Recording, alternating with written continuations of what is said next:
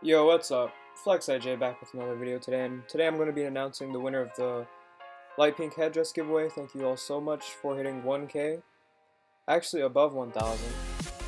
I've read a lot of these comments, and I wasn't really looking for comments of if you've been scammed or hacked, so unfortunately if you said that, kind of it decreased your odds of winning, but I will be doing more giveaways if you didn't win this one, and wish you luck next time.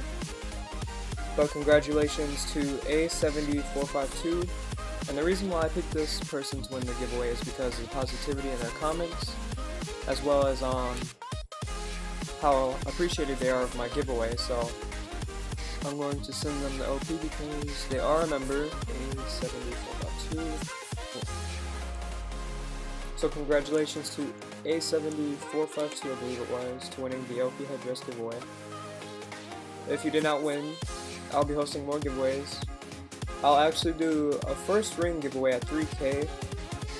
So if you guys want to speed up the process and help me out, please share the video with a friend, and for every friend that you invite and they leave in the comments, it'll give you and your friend an extra chance for winning.